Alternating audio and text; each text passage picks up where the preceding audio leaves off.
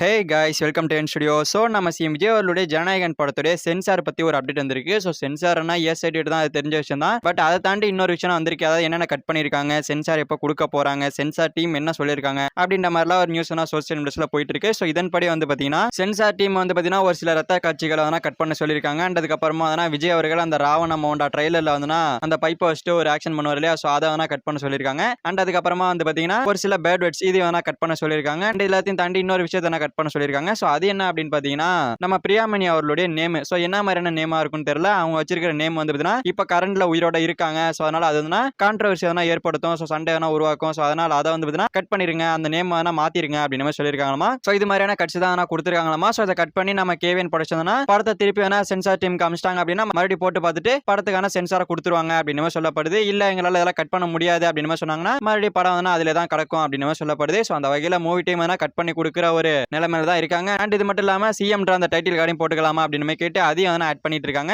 So அந்த வகையில இந்த மாதிரி ஒரு சில எடிட்டிங் ஒர்க்ஸ் போயிட்டு இருக்கு. சோ இது முடிஞ்சதுக்கு அப்புறமா பாத்தீங்கன்னா படம் சென்சார் டீம் போகும். சோ சென்சார் டீம் பார்த்துட்டு ஓகே அப்படின்னு சொல்லிட்டு ஏ சர்டிஃபிகேட் கொடுப்பாங்க. சோ இவ்வளவு கட்ஸும் பண்ணி ஏ சர்டிஃபிகேட் தான் கிடைக்கும் அப்படின்னு சொல்லப்படுது. சோ இத்தனை கட்டு பண்ணிருக்கோம், யூபையை கொடுக்கலாம். சோ கொஞ்சமாவது சந்தோஷமா இருக்கும். சோ குடும்பத்தோட போய் பார்க்கலாம். எதுக்காக ஏ சர்டிஃபிகேட் அப்படின்ற மாதிரி தான் இருக்கு. சோ நிறைய பேர் கமெண்ட்ல கேக்குறீங்க, எப்படி ப்ரோ நான் பாத்தீங்கன்னா படம் லீக் ஆனதுல இருந்து பார்க்காம இருந்தா இப்ப போய் ஏ சர்டிஃபிகேட் கொடுத்துட்டாங்க, நான் போய் தியேட்டர்ல பார்க்கணும் அப்படின்னு எல்லாம் கேக்குறீங்க. பட் வேற வழி கிடையாது, சென்சார் டீம் அந்த மாதிரி பண்ணிட்டு இருக்காங்க. என்ன பொறுத்த வரைக்கும் ஒரு வேளையா இப்பயாவது படத்தை கொடுக்குறீங்களா, நீங்க ஏ சர்டிஃபிகேட் கொடுத்தாவது கொடுத்து தொலைங்க அப்படின்னு மாதிரி தான் தோணுது. ஏன்னா 6 மாசமா நான் வெயிட் பண்ணிட்டு இருக்க தளபதி வேரியன்ஸ் எல்லாம் நினைச்சு பார்த்தோம் அப்படின்னா முடியல. இன்னுமே லீக் ஆன பிரிண்ட் எல்லாம் பார்க்காம மியூசியம் முறுக்கிட்டு தான் சுத்திட்டு இருக்காங்க மாசா. ஸோ அந்த வகையில ஏ சர்டிஃபிகேட்டா இருந்தாலும் பரவாயில்ல கொடுத்துருங்க அப்படின்ற மாதிரி தான் ஃபேன்ஸ் கேட்டுட்டு இருக்காங்க. பட் 18 வயசு கீழே இருக்கிறவங்களாம் கொஞ்சம் கஷ்டமா தான் இருக்காங்க. ஸோ வேற வழி கிடையாது, சென்சார் கொடுக்கறது நம்ம கையில இல்ல. ஸோ சென்சார் டீம் தான் இருக்கு. ஸோ அவங்க பண்றாங்க அப்படி. ஸோ அந்த வகையில பார்த்தோம் அப்படின்னா இன்னொரு 2 நாள் இந்த ப்ராசஸ் எல்லாம் முடிஞ்சிடும். முடிஞ்சதுக்கு அப்புறமா சென்சார் டீம் ஏ சர்டிஃபிகேட் கொடுத்துருவாங்க. கொடுத்ததுக்கு அப்புறமா ரிலீஸ் டேட் அனௌன்ஸ்மெண்ட் தான். சோ இந்த வீக்குள்ள ரிலீஸ் டேட் அனௌன்ஸ்மெண்ட் பண்ணிடுவாங்க.